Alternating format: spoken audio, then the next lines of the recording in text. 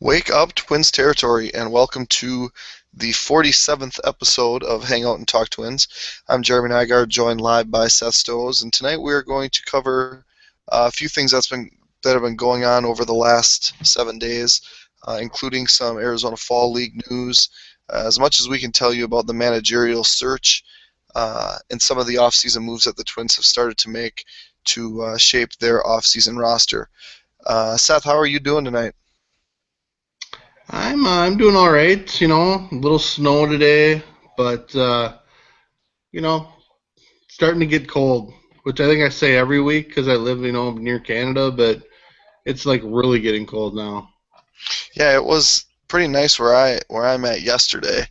I think it hit the low 60s, and today it spent most of the day in the mid 40s, low 40s, and had a crazy wind going on. So, yeah, it's definitely the fall is definitely upon us, and the baseball season's winding down. Obviously, Game 6 of the World Series tonight. Before we talk too much about the Twins, there was some pretty sad news that came out on Sunday night. The Cardinals outfielder Oscar Taveras was killed in a car crash, and obviously Seth and I are pretty big Twins fans, but we spend a lot of time paying attention to prospects. Not only with the Twins but throughout baseball, and that's just it's a sad deal. Both of us working on the prospect handbook for release later this winter, and we had exchanged some texts, and both didn't really feel like writing that much that night. And for me, it was pretty closely. Through the draft process, obviously he was an international guy, but I follow that pretty closely as well. So having a guy that really just accelerated his timetable through the minor leagues and made his major league debut this year, which probably could have happened a little bit earlier had he not had some ankle deals late in 2000. That would have been 2013, and really started to kind of show up. Had a huge home run in the NLCS, not even a little over 2 weeks ago. Um, and now his funeral at 22 tonight, and it's a sad deal. And I don't even he being on my fantasy baseball team in a dynasty league, that didn't even cross my mind. Um, he was just a guy that I really followed through the minor leagues and knew that he would eventually be a star. And then just started to kind of hit that cusp, and just real unfortunate news. And I think the whole baseball world, is feeling it with so many Dominican players in the league. Ventura tonight having a RIP OT number 18 on his hat, and one of his best friends playing for the Giants and hitting that big hit. The whole thing is it's sad, and it puts a lot of things into perspective. But hopefully it's something that people learn from. And the cause of the accident, some of it has to do with some rain that came down, I think, and just losing control of the vehicle. But hopefully it puts some things into perspective for a lot of people. And that's, I believe, the third Cardinal player that has died, third active Cardinal that's died in the last like 15 years. There was a reliever that died in a car crash. Was there two pitchers maybe, and now a third player. So that organization's gone through a lot, but really a sad story. So, do you have anything to add to that? You know, these things happen every once in a while, and it just stinks. For me, when you sent me that text and we were talking about not really wanting to write, it was like I just kept wanting to read Twitter and refresh Twitter and have it say, okay, these reports are inaccurate. It's a bad rumor or something like that. And obviously that tweet never came. Obviously things started getting more and more confirmed and such. In the past when these types of things have happened, my initial response is to write something, whether it's on Twitter or an article or a blog, saying, things like this happen, and it puts everything into perspective. And you do that often enough, and it's like insulting people's intelligence. I mean, you would hope that there's nobody out there that thinks that baseball is more important than life, or the life left to lead for a 22-year-old and his 17-year-old or 18-year-old girlfriend, who obviously has a full life, had a full life ahead of her too, and obviously you hate to not bring her up too, because their families are obviously in serious pain at this point. So I mean, like I said, you don't want to insult people by saying, well, this stinks for the Cardinals and this stinks for baseball. Well, it stinks for their families and it stinks for everybody. So, it's too bad. For me, my initial response was, man, this is so similar to the Nick Adenhart thing just a couple of years ago. He was the Angels starting pitcher. He made, I think, his second career start, and after the game, he was out and a drunk driver hit him. Obviously, a little bit different circumstances, but a guy with so much talent, so much youth, and so much potential, to not be able to, obviously even continue their life, much less their baseball career. It's just unfortunate. So, I mean, just sad news, and I don't know what more there's to say. I'm not eloquent enough to say anything graceful or meaningful there. Yeah, there was some pictures. I think there was a picture that surfaced of him and his girlfriend in the car, and I don't know if it was that, the same day. And then there was a video that TMZ later reported that they said that they wanted to place alcohol in the car, and officials in the Dominican Republic kind of ruled that out. As alcohol is a factor. So I mean, that's the type of stuff that you don't want to see or hear.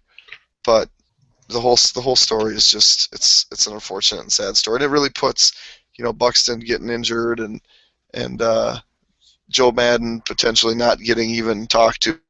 It makes all that seem so small and trivial. And I guess we talk about Twins baseball every week, and sometimes are critical about what the organization does or doesn't do, but in the grand scheme of things, it's really a very insignificant part of anybody's life. And I think we just need to remember that as we get pissy about news that we're reading or not reading, and feel bad for the families that lost a 22-year-old and an 18-year-old. I mean, and the pictures of his funeral, thousands of people there. I mean, I saw you retweeted one where everybody's just like standing on roofs, and it's amazing, but really not. And part of it is how many people are there just to be there, and how many people are there because they really care. It's just it's a sensitive thing, and I don't know how much more there's to say about it. Yeah, I think we've overdone that topic. Okay. So the news in Twins territory, the Arizona Fall League was going to announce the Fall Stars. It's a game. It's like the Arizona Fall League All-Star game that is played on this upcoming Saturday. And the teams were going to be announced, I believe it was like 2 o'clock yesterday afternoon. And there was some speculation that Rosario would be involved. I think he's second in batting average right now, second in steals in the league, has really had a very impressive fall. He was a name that everybody thought would probably be considered. Jake Reed, coming off Arizona Fall League Player of the Week, has really just been a dominant reliever, not only here but in Cedar Rapids and in E-Town. But then when the names came out, Rosario was an obvious notable omission, and in his place was Byron Buxton, which, if people are turning on a baseball game that is after the World Series done and it's prospect watchers that are going to watch that game, and Byron Buxton's name has a little bit more appeal than Eddie Rosario.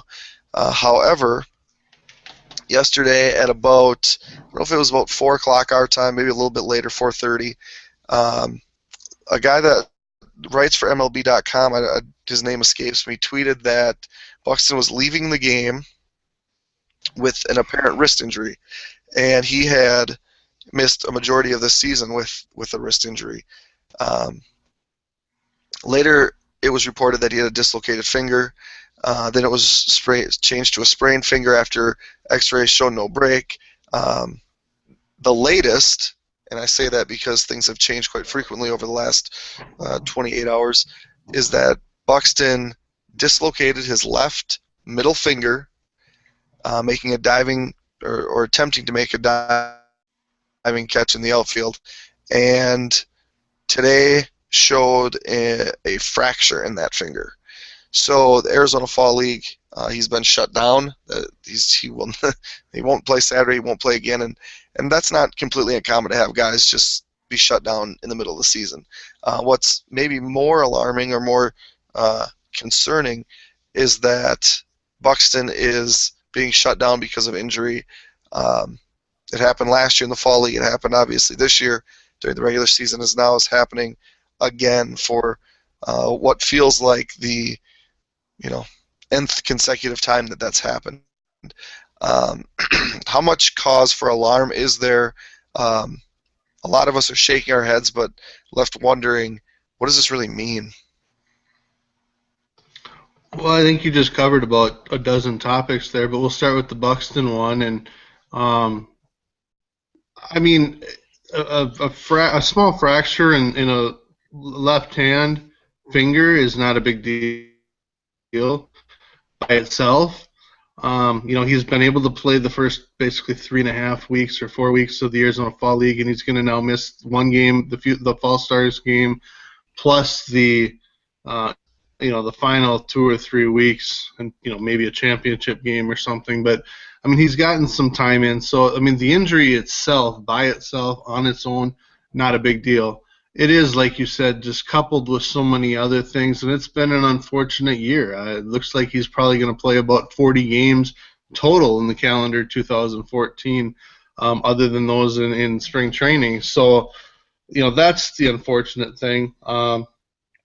It would have been nice for him just to end the season strong. He was just kind of starting to hit the last few days, which is probably shaking off the rust, shaking off the concussion, several things, just kind of getting going again. It would have been nice for him to end strong and be able to just enjoy his off season and be ready to go to big league spring training again next spring. So, I mean, I hate, and I've told a couple of people this, I hate the word injury prone because there isn't one of Buxton's injuries that weren't because he was playing the game of baseball. It wasn't because it was none of the injuries are because he was, doing something that he shouldn't have been doing. It's been diving after a ball that he went a long way to go to. This one was diving after a ball. Another one was sliding. I don't like the term injury prone, and I know people are going to start using it. It's just that he's playing the game hard, and other people I saw on Twins Daily today were saying he needs to be smarter on the field. Well, I mean, it's easy to say if he's doing something dumb, but if he's just diving for things, that's part of the game. So I mean, you kind of live with it. So I guess that's my thought on the Buxton injury. But at the same time, a guy like Denard Span is, I mean, we watched him for many years, never dove headfirst for a ball in the outfield. Does Right. does going headfirst? I mean, he aggravated a wrist injury going headfirst. The original injury was a headfirst slide. The concussion was him preparing to go head first, and now this finger was a head first dive in the outfield. Is that something that maybe the Twins say, hey, we want you to get everything you can, but maybe think twice about it, or is it just so instinctual that you can't coach that out of him? I hope they wouldn't do that. I mean, it's not like diving into first base, running out of a ground ball.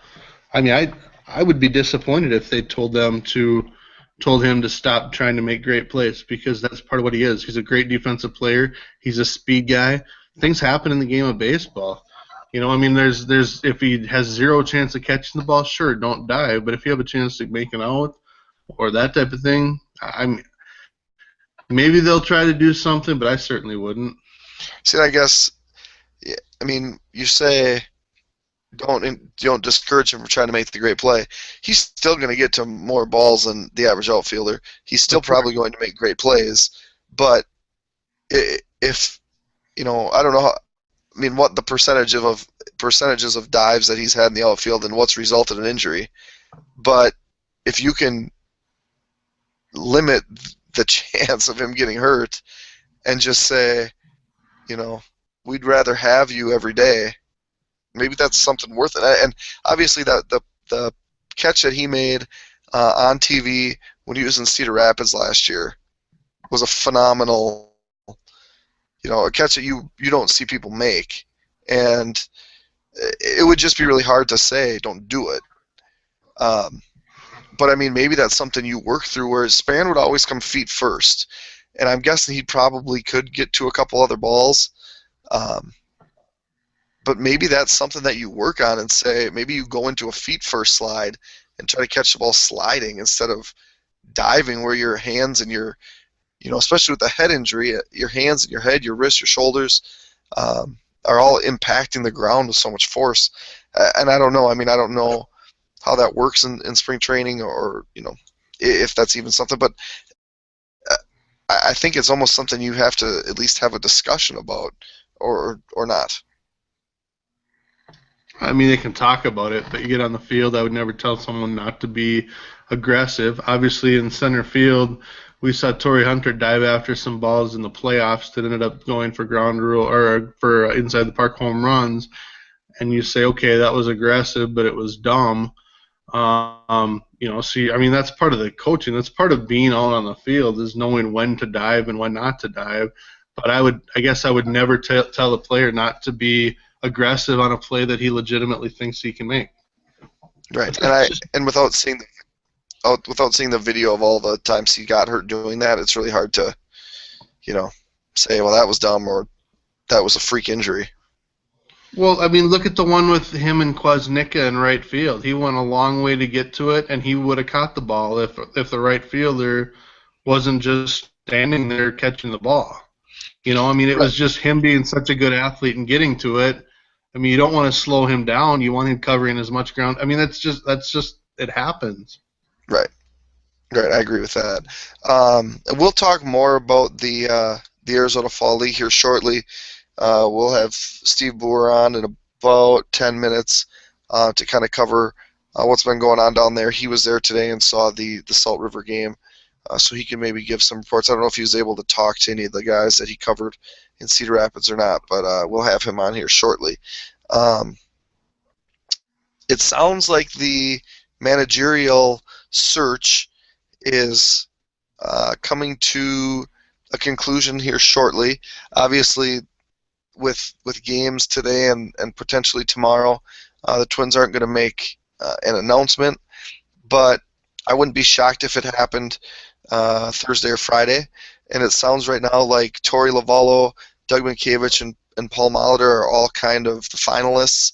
I guess at this point I would put Minkiewicz a little bit behind the other two.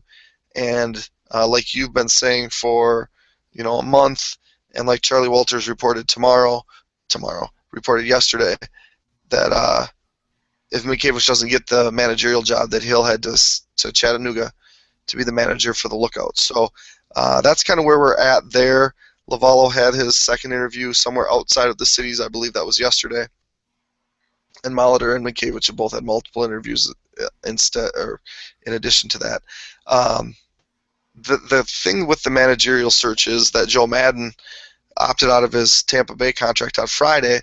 Terry Ryan, made a point of saying that kind of, opened his eyes, caught his eye, and that there would definitely be a discussion or something along those lines.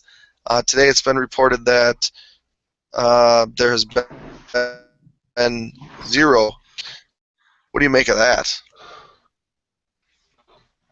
I'm sure they thought about it and decided that they don't want to spend on that, and they don't think that he's a fit or something. I don't know what happened. I mean, it is disappointing, like you said, on Friday when you hear, well, we're going to do our due diligence. All it takes is making a phone call. So it's disappointing if there wasn't a phone call made. I don't know all the details to know, did they call an agent? Did they call someone related or that would give them an idea, or maybe someone actually called this side and said, just don't even call, we're going to the Cubs. I mean, the reality is it's annoying me. It's annoying, and I know it's more annoying to a lot of other people that Ryan said on Friday we're going to talk to him or we'll do our due diligence on it, which I don't know if that guaranteed talking to him. And then now to find out that there wasn't, but it doesn't bother me at all because he was never coming here anyway.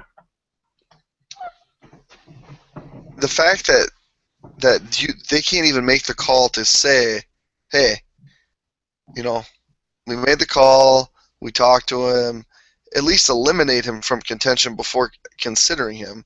That's the whole deal with the search. A lot of people were concerned that there would be no actual search, that it would just be someone internal, that the Twins were just doing this to make it look like they were having a managerial search.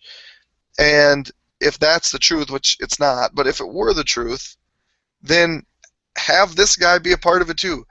He's the best manager, or arguably the best manager out there, the best manager available, to not even say, hey, let's kick the tires, let's at least talk to him.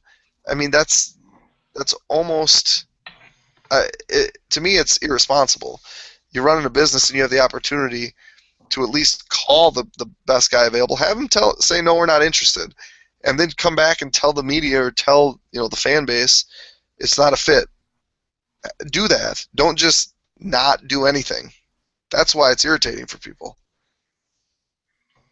Yeah, and I guess that's understandable, but there's people that are out there that are going to, no matter who they hire, they're going to complain about it, and no matter what the process was, they were going to complain about it. So, I mean, you just can't really fight that all the time. I kind of go back to, would it have been hard to make a phone call? Well, first of all, we still don't know everything. We don't know what, all the details are.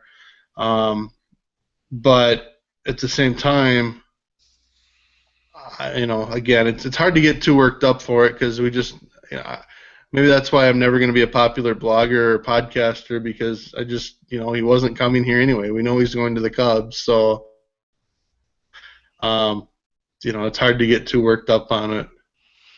Well, I knew that he wasn't going to come here, but that still doesn't excuse the fact that you can call the guy. Just call the guy. I mean, you tweet every Wednesday about your woman crush, even if you know that she's not going to drive to Canada to be with you, you still do it because you're saying, there's a chance. If you don't do it, there's no chance. Right? Right. That's the Dumb and Dumber line. Well, plus I do it just because she might respond, That's what I'm saying, though. That's why the Twins need to call.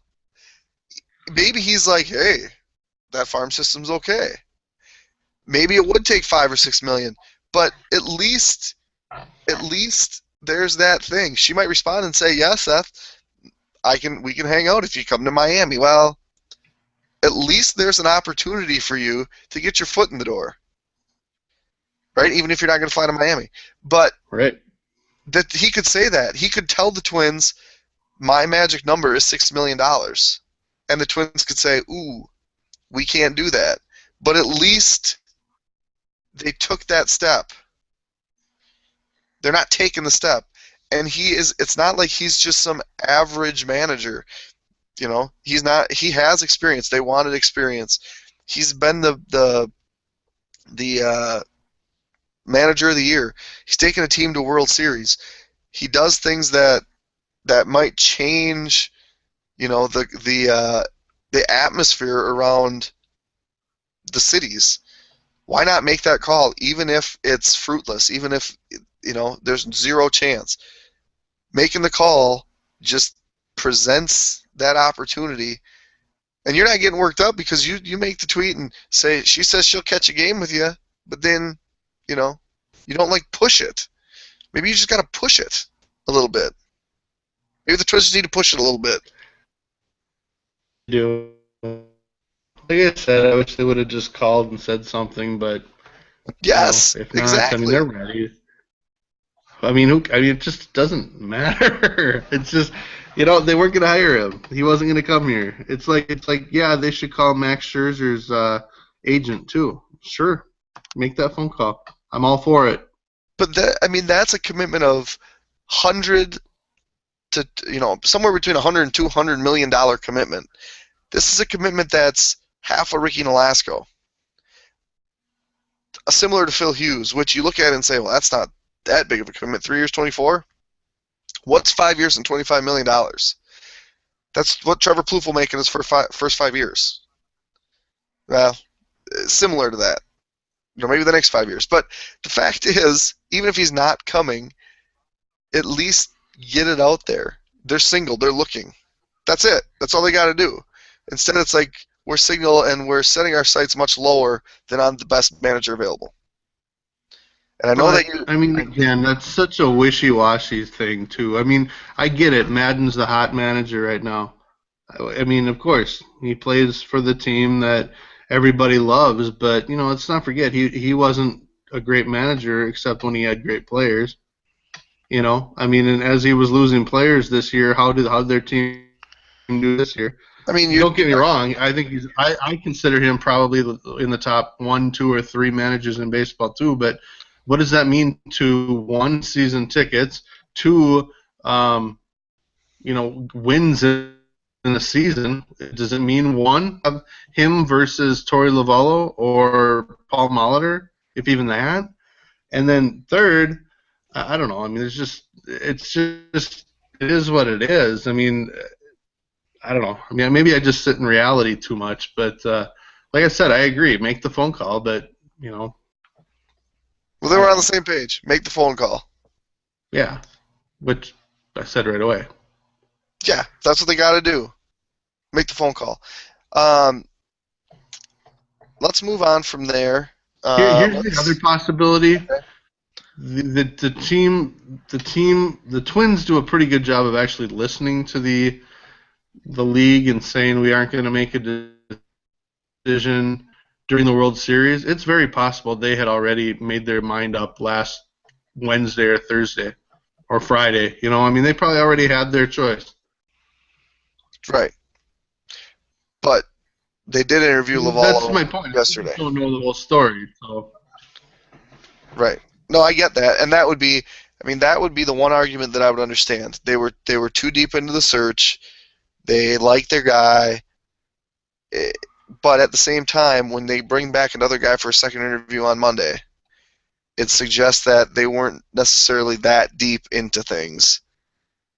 If, you know, 3 days later they were still going through the process.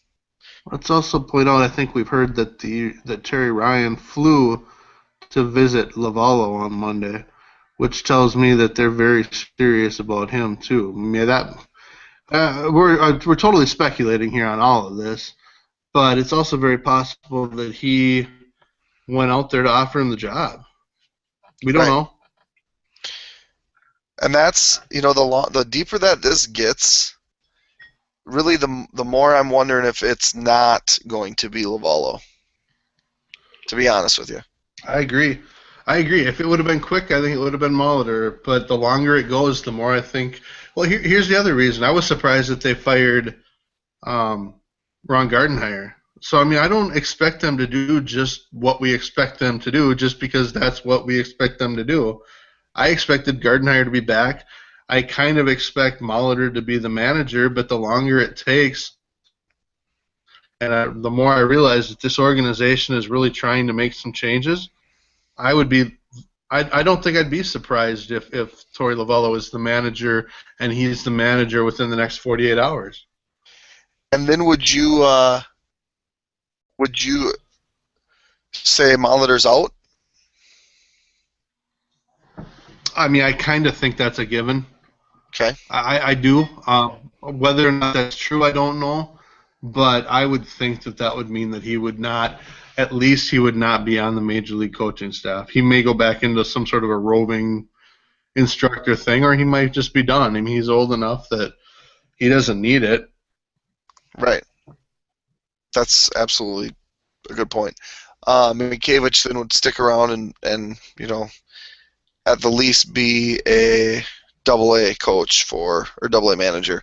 I'm trying to get Steve here into the conversation. If you're watching, Steve, I'm inviting you. Um, you're not reciprocating that. Uh, as we wait for Steve to hopefully get in on this, the news came out. I just texted The him. news came out last week, late last week, and was confirmed by Baseball America yesterday that the Twins re-signed. Um, I thought the number was 6, but I'm only seeing 5 guys on the Baseball America release, so I can check something else to see. I've Um, got 7. okay, the names that I have here are Mark Hamburger, which that was reported a while ago. Adrian Salcedo, Jairo Rodriguez, catcher, Mike Gonzalez, first baseman, and Tony Thomas, second baseman. Add to that, The other who the other 2 names that I have are Danny Ortiz and Reynaldo Rodriguez. correct. So, are there any names that really surprise you that they were brought back at all? No. I think Jairo Rodriguez is a guy they're going to bring in catchers. Whether he not he makes it out of spring training, who knows? But they need catchers. There's the surprise for me is more that this many guys signed this quickly. A guy like Adrian Salcedo or Danny Ortiz or Mike Gonzalez, those guys are first year minor league free agents. So I'm surprised to some extent that they signed this quickly as opposed to giving free agency a chance. The other guys have all had their opportunity in minor league free agency, and maybe they're just happy knowing they've got a job again for next year. But those other 3, I mean, Adrian Salcedo's had a couple of rough years and injuries and such, but he's still young and he's got a chance, to sign with other teams and maybe even get a 40-man roster spot. We'll see. Yeah, I mean I guess for me, there's so many unknowns with these contracts. I mean, do they sign for 1 year? Do they sign for 2 years? Do they up their pay? Minor league deals are pretty. I mean, there's standard minor league deals, but then there's all these other things that can go into it. Um, I wouldn't assume any of these guys have any like opt outs. Um, but Ortiz, for me, he's a guy that I think they bring back to get down to spring training, get him to AAA if when he doesn't make the team. But he's a guy that might end up being a phone call away from getting a cup of coffee. And with the outfield as it is, with question marks really everywhere, besides Arcia, who's not exactly the answer yet. Maybe Ortiz gets a shot at some point. Over Arcia? No, not necessarily over Oh, Arcia, okay. but Yeah, gets because a Arcia shot. is a given. Right. But I mean, he's probably the only guy that you would say, hey, he's going to start. I mean, we assume Schaefer's going to be back. Hicks is going to get another chance. But I mean, there's just not a lot of guys that have cemented roles that Ortiz could get a shot. If Arcia goes down, I mean, who's the next guy you call up? I mean, it's Ortiz and Rosario. I mean, they're in the same kind of spot where, yeah, they're probably not ready, but maybe it's just a shot. And if you look around Major League Baseball, I can't imagine there's a lot of outfielders where you say, man, they don't really have any outfielders. They don't really have any solutions to any problems or answers to any positions. And Arcia is the closest thing that there is, and he even spent some time in the minor leagues this year. So, I mean, going forward, he's the guy, and especially going forward, there's answers in those spots, hopefully. But Ortiz has maybe looked at it as, this is maybe my best opportunity to make it to the major leagues. Yep, I can definitely see that. And obviously, as we go through the offseason, we'll look more at what free agents are out there because I don't see a situation where they don't bring in at least one free agent kind of as a given for a roster spot. Ortiz certainly isn't in the caliber of prospect as as Hicks or as Rosario. But like we've talked about in the past, he could be a decent fourth or fifth outfielder. He certainly didn't hit much once he got to AAA, although, at every level he's been to, it usually takes him a bit of an adjustment. So I'm personally glad he's back, but he's not being brought back to compete for a big league job. Right. But I mean, at the end of the day, he could get an opportunity. He could. And that's that people kind of mock certain guys that get called up by the Twins at times, as being not part of the future. A guy like Doug Bernier, who is a minor league free agent that they give an opportunity to, or we've seen it even with guys like Burton and Fiend. But when the Twins give guys like that an opportunity, they know that they're going to have a chance at some point of signing. Hey, look who joined us. Straight from Bushwood. I'm having a little trouble. That's your feeling. Sounds like he's calling from NASA. A lot of people are going to get that view, right, Steve? I'm sorry. I'm having a heck of a time hearing what you're talking about, so I'm going to keep trying here. There we go. Okay. You sound okay. Well, that's good, I guess. I mean, I'm looking at your ceiling, but that's all right. Oh, I mean, God. We don't need video at all. You can turn the video off if you want, because we're all about that audio. But I mean, we'll look at you too if people want to watch on YouTube. How you doing? How's Arizona? This is as good as I look, so I guess I might as well keep doing this, right? Yeah. So what's new? Tell us all about your trip. Well, the trip started out interestingly enough, I guess, in Cedar Rapids. One thing I will tell you is that it is physically impossible for airlines to load a plane full of people when there are more than 10 people in wheelchairs and do it in 20 or 25 minutes. It can't be done. We were almost an hour late leaving Cedar Rapids, primarily because there were that many people in wheelchairs that needed to be wheeled onto the airplane. So that was, instead of getting here just late last night, I got here that's the way my day started out, or my trip started out. Well, I mean, people do go to Arizona to retire, so you should expect people in wheelchairs going to Arizona. I didn't know they all went on the same day, though, I guess. Yeah, the first cold day of the season, man. Did I lose you? Well, no, I can still hear you. It's just the audio's not great. I don't know about how it sounds over in Canada. Seth, can you hear him? I can hear him most of the time. Yeah, maybe you just gotta take a deep breath. You're in Arizona. You're on vacation, right? I am on vacation, yes. So tell us what you're doing on your vacation. Today I went to a baseball game. I know that's hard to believe that I would do that on vacation, but I did. I saw the Desert Dogs and the Rafters play today. So that's what I do on my summer vacation, my fall vacation, my winter vacation.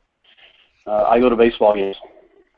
And you went down there, obviously, because you heard Buxton hurt his finger. You were concerned. You got to know him pretty well last year, so you thought you should probably go check on him, right? I knew he would be asking for me right away as soon as that happened, because he and I are so tight, Right. And you made it down there, thank goodness. Yeah. Yeah, I did, and I saw a 14-2 ball game on my first day. So there's that. It's funny, I tweeted out. Well. Yeah, Rosario and Kepler played. And I also got a chance to talk to Jake Reed for about 10 minutes before the game as well, did an interview. So I'm going to try to transcribe tonight and get that posted here in the next day or so. So what's the atmosphere? I was in Arizona probably 6 years ago, went to a couple of games. There weren't a ton of people there. I sat in the front row. I know this year it looks like tickets are like $8 for a game. Tell us what the overall experience is for Arizona, because I know for me it was kind of something I could cross off a baseball fan's bucket list. And I know you said you previously had not been there.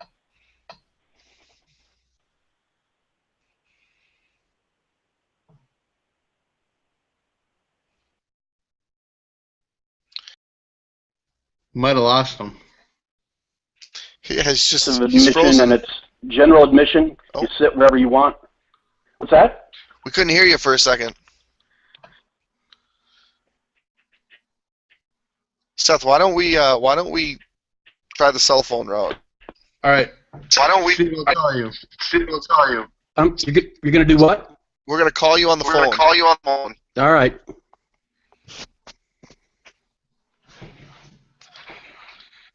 Okay, so that was failed experiment.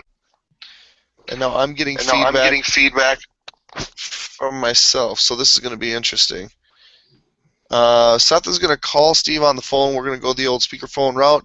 That should sound a little bit better. There won't be such a delay, and hopefully we can get a little more information that will be a little easier on our ears. So thanks for still sticking through that with us. And we'll be moving on here relatively shortly.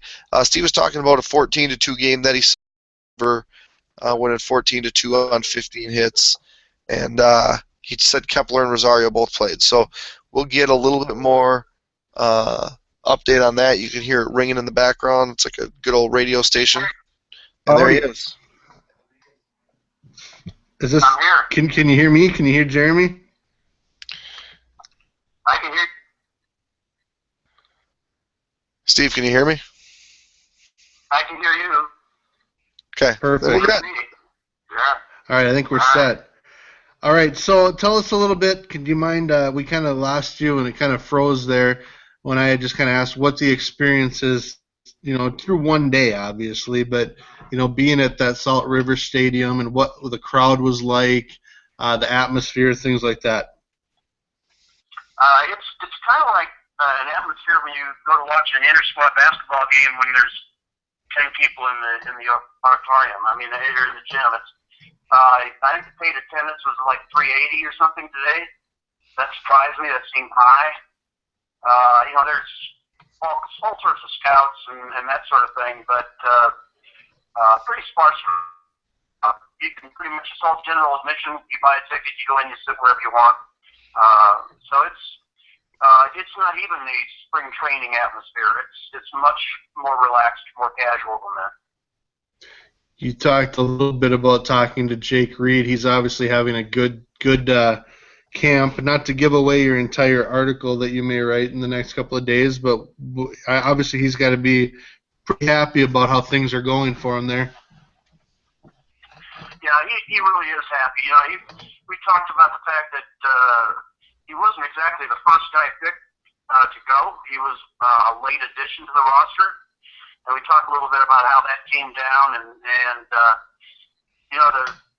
I know you guys were talking about the Rosario and Buxton choice for the Fall Stars game, and the fact that Buxton is there or was chosen really probably more due to his prospect status than his performance so far. Reed, on the other hand, isn't even there really because of his prospect status. But he certainly is a prospect based on his performance at Cedar Rapids this year. But he wasn't chosen to go to Arizona because he's some number one draft choice or something. He had a good year in Cedar Rapids, and he was just really excited to get an opportunity to go there. And he's obviously very pleased with the way he's performed so far. Well, it's kind of funny to me too, because every year the Fall Star game, and I think they've had it now for 2 or 3 years, is the same thing. It's not an all-star type of a game where what happens in the first 3 weeks dictates who makes that roster. It never has been. It's always been about prospect status. So, I mean, it didn't surprise me that Buxton was going, and I think we can assume Rosario will probably replace him. We don't know that yet. But Jake Reed, I think, has made himself into a prospect, not only through what he did during the season, but the reports that I've seen, heard, or read about him, and also what we've heard about him doing down in Arizona, I think he's put himself on the prospect map. Of course, they also have to fill rosters to, go through one game too. So I'm sure that's part of it as well. Did you say you had a chance to talk to anyone else yet today? I talked just briefly with Max Kepler, but we're going to try to do more of a formal interview before the game tomorrow over at Surprise. Do they play tomorrow night? No, they play tomorrow afternoon. Okay. Surprise is it's like an hour drive from. I'm staying right across the street from the Salt River ballpark, but it's about an hour drive over the other side of Phoenix, basically, for the game for tomorrow afternoon. And then Thursday night is the night game. And then you fly back on Friday? And I'm coming back Friday afternoon. Okay. So did you walk to the game today, or did you drive? I walked today. It's probably the last one I'll walk. If it was fine, but with the game Thursday night, I'll probably drive over there Thursday night. It seriously is like less than a quarter of a mile from my hotel room to the gate. So it really wasn't a problem. Perfect. Very nice. So, I mean, like I said, it's a great opportunity for people to go down there. Did you see anyone with the Twins? I know Terry Ryan usually tries to get down there, or maybe Mike Ratcliffe or someone like that. Have you seen anyone there? I did not. There were. I ran into a guy, a scout with the Rockies, who actually lives in the Cedar Rapids area. So I met him as I was going into the ballpark, which is, I guess, talk about your small world. But no, I did not see at least none of the guys that I recognized while I was there. But I got to be honest with you, I wasn't particularly looking for them either.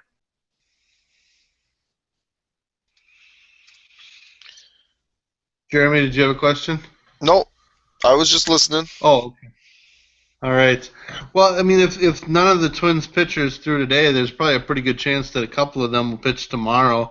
We talked about your conversation with Jake Reed, but when I went down to Cedar Rapids, he wasn't quite there yet.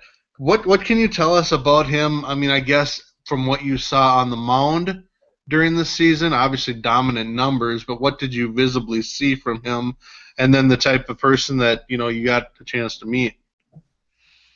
Well, Jake's a really good guy and very level-headed, and was very accommodating with me today.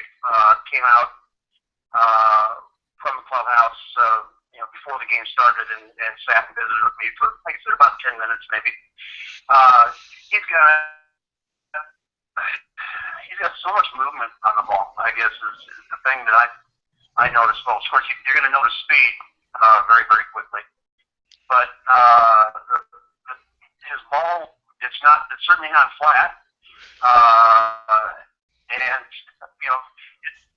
it's cliche-ish, I know, but he misses bats.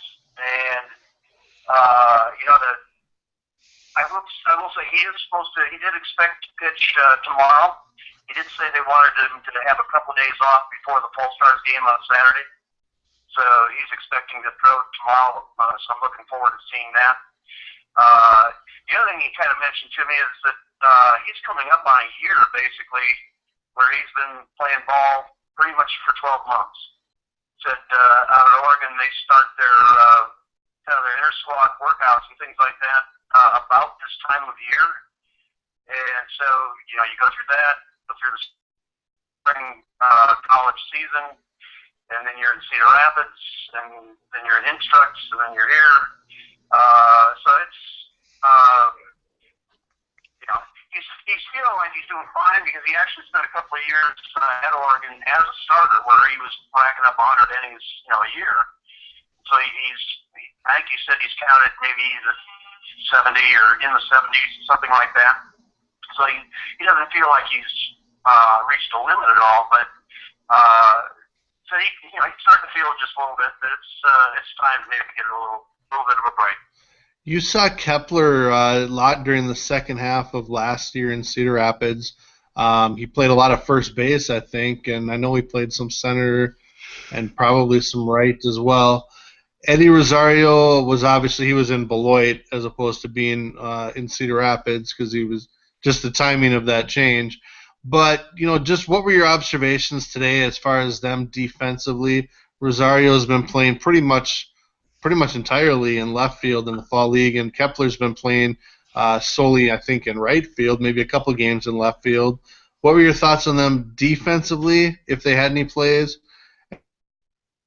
just at their plate appearances? Because Rosario, I think, had another 2 hits, and I know Kepler had the bases clearing triple. Yeah, actually Kepler DH today, so I did not see him in the field, and Rosario had all of 1 ball hit to him. I think he had an 8th inning fly ball hit to him or something, and that really was it. So I have nothing to go on today on those 2 guys. So, but yeah, Kepler is playing in the outfield, and everything I've seen and heard this year is that it's night and day compared to what we saw at Cedar Rapids 2 years ago. I may ask him tomorrow if I get a chance to talk to him, but I'm still convinced that his elbow or his arm, whatever was wrong with him to start 2013, was not fine by the time he came to Cedar Rapids. He sure seemed like he favored it most of that year, and I think that hurt him defensively. If he's got speed, Seth, the triple he had today was kind of a line drive past the first baseman down the line into the right field corner, where the outfielder had to go dig it out of the corner and stayed out there. He actually looked to me like he slowed up just a little bit coming around second base, like he was looking for the stop sign and didn't get it. And then I had to kick it back into gear again to get to third base, and there was no play on him at third base. So he's got the wheels to do that, and he's a big guy. He's got some power behind him. I think it's just a matter of seeing that come out. So that's why I just can't give up on him as a prospect. Yeah, I dropped him down 6, 7 spots, but when you're that big, that athletic, and that fast, and can play defense in the outfield, including center field, as well as first base, and it's clear the power potential's there. It's just hard to give up on a prospect like that. Yeah, Rosario's got some wheels too. His double today, didn't go to the wall by any means. It kind of dropped between the right fielder and center fielder, and he legged it out into a double, and they actually called him out. And then it was overturned on viewing the video. But he got some wheels out there as well. We saw that even when he was both with Beloit, and he came to Cedar Rapids a couple of times that year. He's got speed. He's got an arm. With him, when he was with Beloit, I'll be honest, I wasn't that impressed with the hit skill.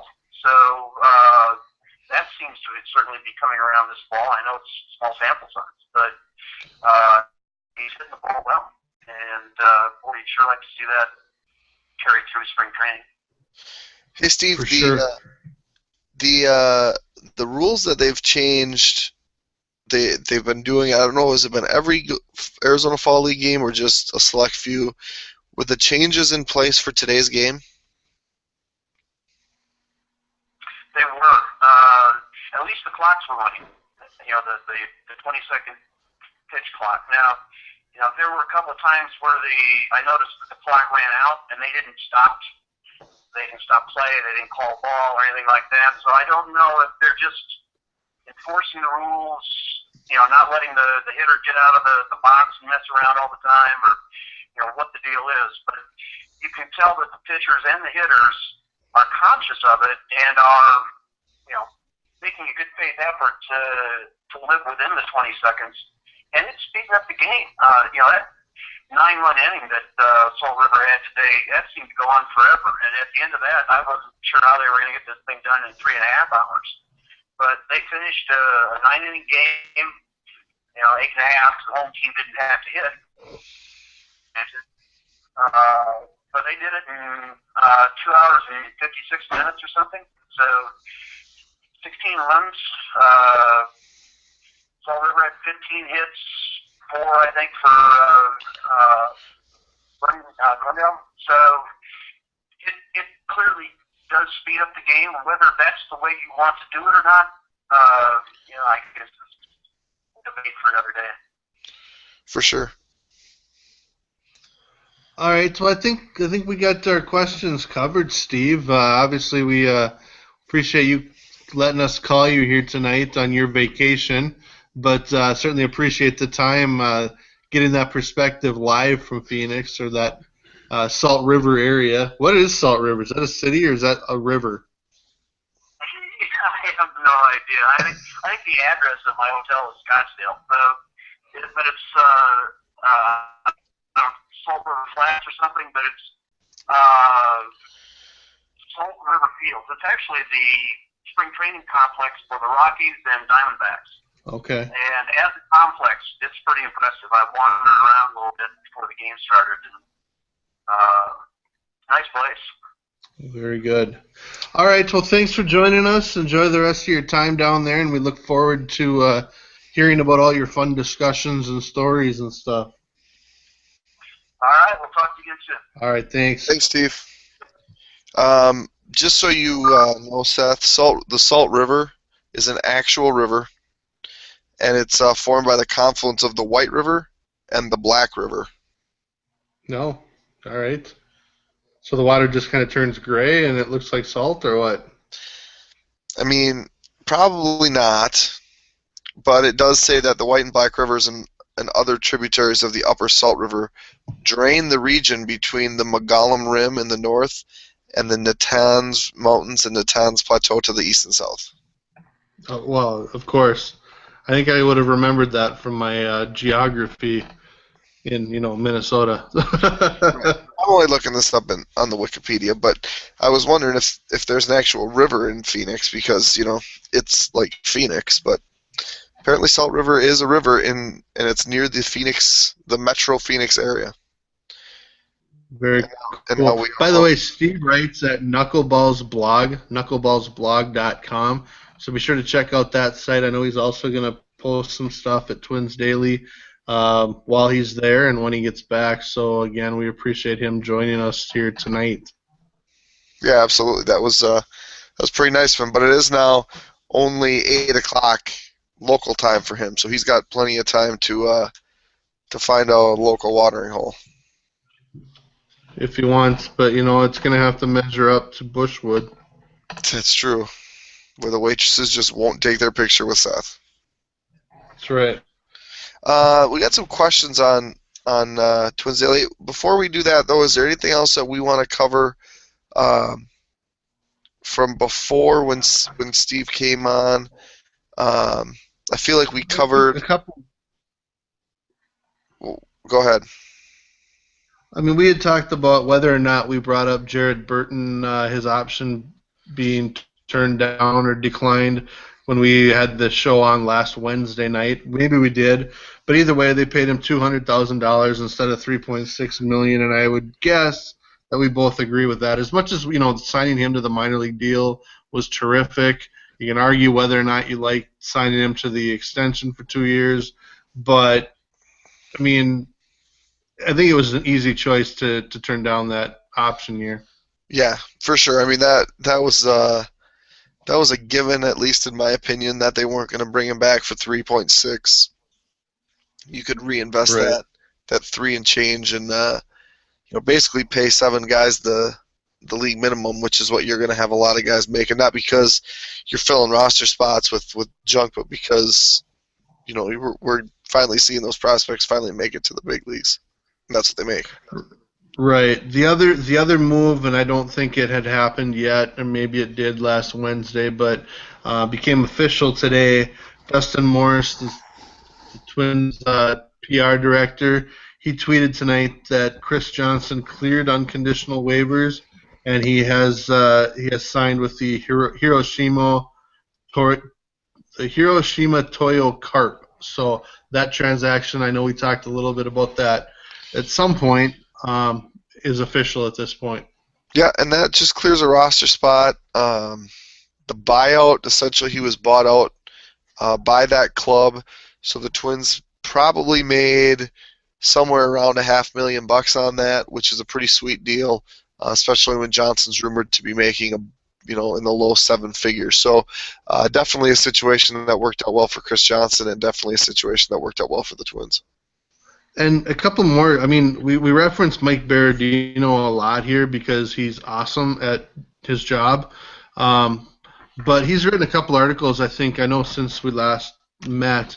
One that comes to mind is he wrote about Chris Colabello, who acknowledged to a local newspaper in Worcester, Massachusetts, that he has had a thumb injury since April 23rd, but he didn't want to tell the team because he's finally getting this opportunity. He played tremendous baseball in April and didn't want to come out of the lineup. But of course, at the end of the day, the numbers certainly dictate, and we're pretty clear that he probably should have just sat out. So.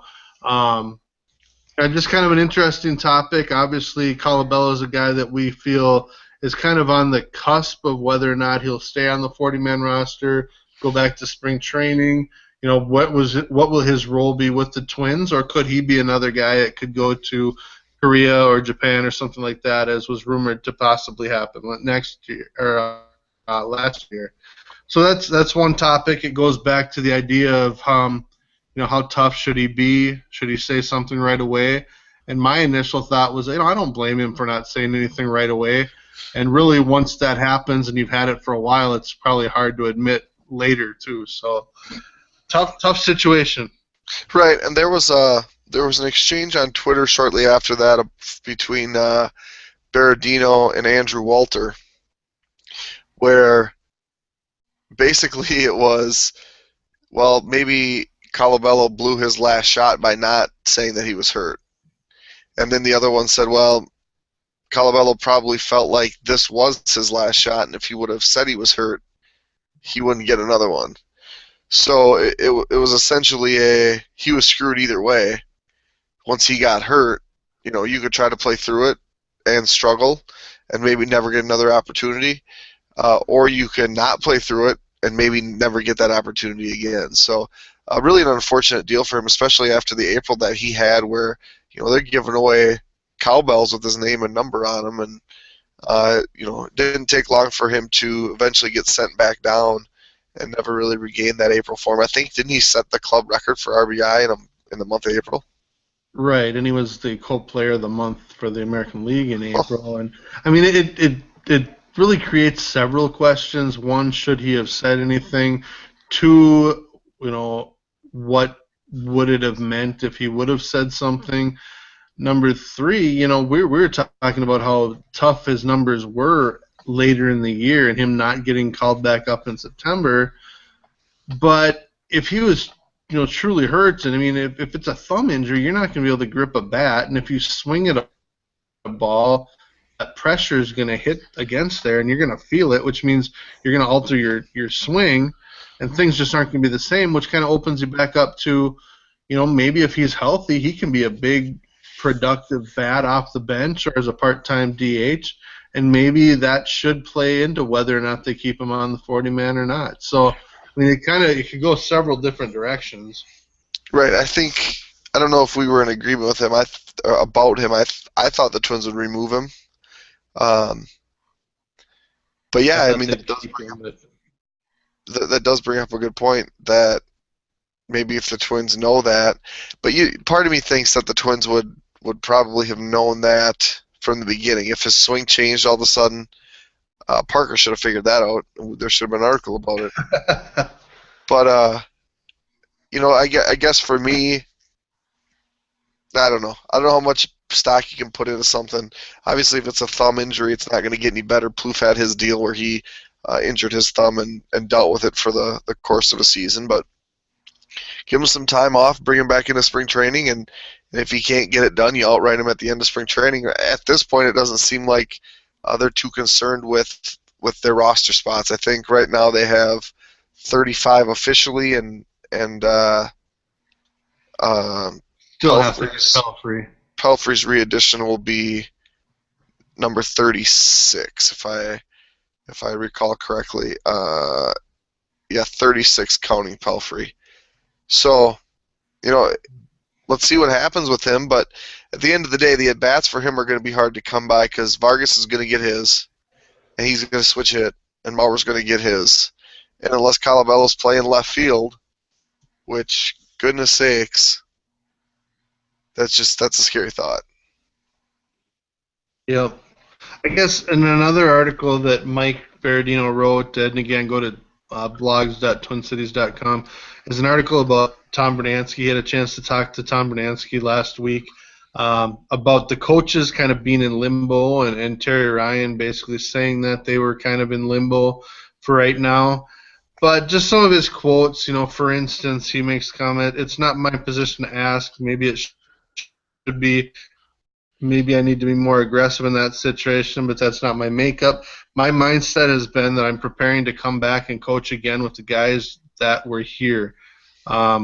Whatever openings happen outside the Twins, if they were to contact and the Twins were okay with it, I would certainly listen." But I mean, he's speaking as if he's coming back, and Rick Anderson was speaking a couple weeks ago, basically saying he's not coming back, which we knew. The other coaches we really haven't heard anything about, but I'm of the opinion that regardless of who they hire as their next manager, obviously they'll have to fill out a coaching staff. Regardless of who they hire, I think Tom Bernansky is going to be the next hitting coach again. So I don't know if you agree or disagree, but to me that's the given. Yeah, and that's kind of how I felt all along. James actually asked this question on Twins Daily: what are the odds they bring Bruno back as a hitting coach? 98%. And yeah, I guess if it's Molitor or Minkiewicz, I would put it at 100%. Yep. If it's Lavallo, if he has a guy, which I don't know, I mean, I have no idea, but I think there's probably going to be a little more influx of not holdover guys, per se. And I don't know necessarily how the hitting coach works in there. Now, does that mean that Bruno would be out of the organization completely? Could he get another job somewhere else? Those are questions that we can't answer. But for me, if it's one of those two, I'd say he's back for sure.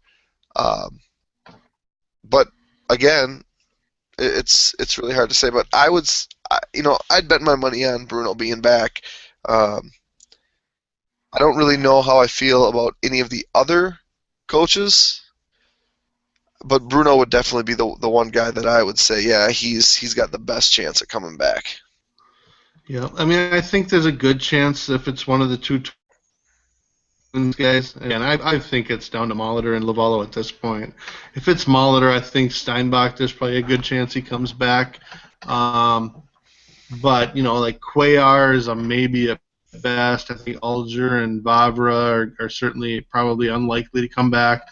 Obviously, Rick Anderson won't come back. But, the other guy that I think is probably a given to be on the Twins coaching staff, for sure, like you said, for sure if Molitor's the guy, and I would even say, high percentage if Lavallo's the guy, is Gene Glenn. I think he comes up either as the third base coach or a bench coach or something. Yeah, and that wouldn't be a terrible gig. Now, that I did hear once Madden left that there's some connection between Madden and Glenn, that maybe Glenn could jump onto Joe Madden coaching staff. Well, he was a scout in the Tampa Bay system for, 8-9 years or something like that. So, I mean, They obviously know each other well. Yeah, and I mean, again, that's that's complete speculation, but who really knows? It'll be interesting to see. Do you think this is something that I was thinking today? When the Twins announce their manager, let's just say hypothetically on Friday, do they announce the whole staff like within 24 hours, or is it a slow process where they announce guys, over the next 3 weeks or month or even longer? Yeah, that's a good question. I don't know the answer to that. I don't think they would have it right away unless, like we kind of speculated, they either decided late last week on Molitor or they decided and agreed to something with Lavallo on Monday. And they've had 3 or 4 days here now, or 5 days if it were Molitor and it was last week, to kind of work through some of that. I guess then they could, but I would think typically they're going to want to have that day be just about the manager, and then within the next week or two or whatever it is, they'll fill out the coaching staff. Right. Let's do some questions here. A question from Lightfoot789. With talk of Mientkiewicz going to Chattanooga, do you think the same hitting/pitching coach should follow prospects through the minor leagues, or is it better for young prospects to get new perspectives at each level? It's a tough one. It's kind of a case-by-case thing. I think if the Twins fully believe in Mientkiewicz as a guy who has a future as a manager, they're going to want him with their best players because they believe in him. As far as the coaching staff, I don't know how that would all play out. Obviously, Gary Lucas isn't going to go from Fort Myers to Chattanooga since he got let go, and I highly doubt that Jim Dwyer would move out of Fort Myers. Likewise, there's speculation maybe Jeff Smith moves up to Rochester, Mientkiewicz to Chattanooga, and I could see them keeping Jake Maurer at Cedar Rapids for the same reason that they moved him there 2 years ago when they had that huge prospect class. Next year, they're going to have some of those young pitchers at Cedar Rapids again, plus Nick Gordon, plus a few other guys that I think they're really going to want to, mentor well. I could see them wanting to keep Jake Maurer there too because I think he'd be good for that situation as well. So, but there's going to be a new manager likely somewhere in the system, and there's going to be a couple of new coaches.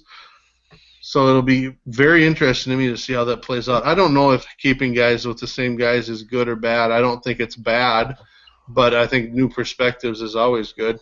Right, and that's my thought too, is if you have the same guy with the same coach and then he gets to the major leagues, it's going to be a shock because maybe the coaches aren't seeing the same thing.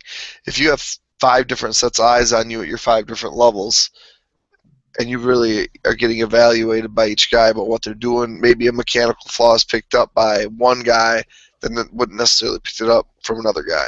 And the other thing too is, in the minor leagues, guys aren't going, Cedar Rapids in 1 year, Fort Myers the next year. I mean, it does happen, but a majority of the guys move mid-season, repeat a season. It's not as cut and dry as let's go, you're going to be here, you're going to move up with these guys in the next year. It doesn't work like that. So it might for a half dozen guys, some of the prospects, but a guy like Buxton, guys like Rosario, they moved up halfway through the year.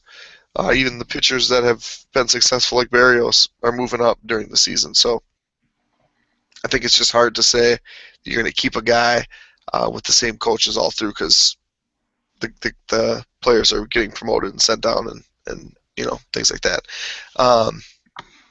James also asked if we're watching the World Series while we're doing the chat tonight. I have the World Series on. It's certainly not a close game. I flipped it over there, I don't know, 7th inning or something like that. I don't typically watch the playoffs if the Twins aren't in it.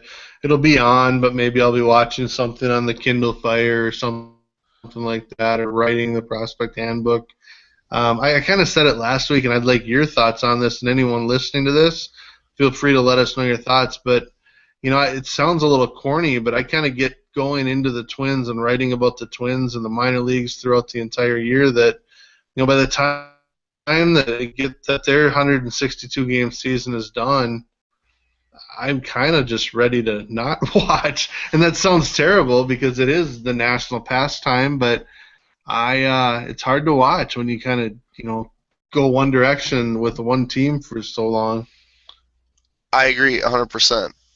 I was thinking on my drive home today, like what I've watched instead of watching World Series baseball games. I watched a Wild game instead of watching one of the World Series games. I watched a Sunday Night Football game. Mm-hmm. I think, tomorrow night I'll watch the Timberwolves. I'll probably flip to Game 7 because it's Game 7.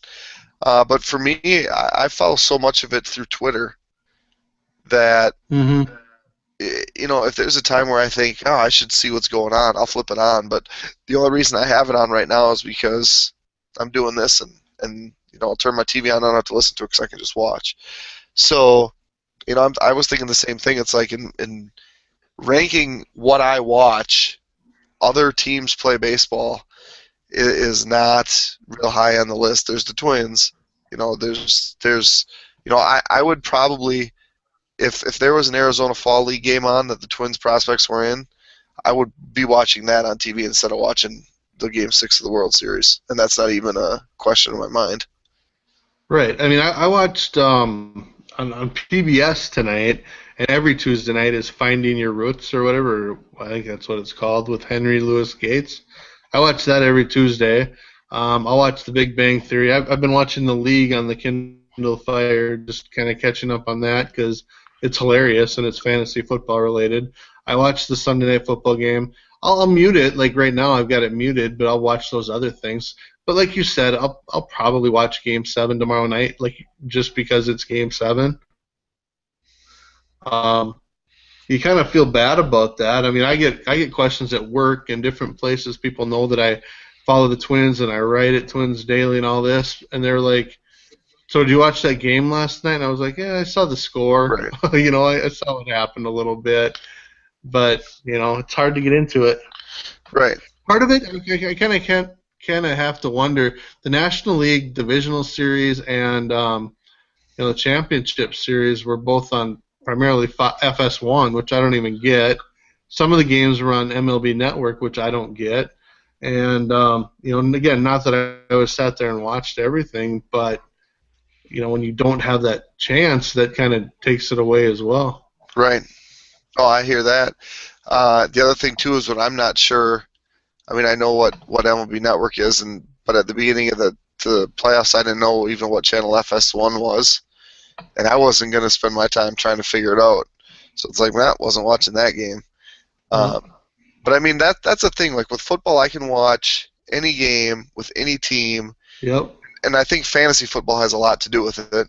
I have an interest in those games, but it's like right now, I don't really have an interest in the Royals, and I don't really have an interest in the Giants. I'm hoping the Royals win, but I have no vested interest in this game, and I think that's the difference between fantasy football. And that's why football is so popular, because so many people do the fantasy football thing.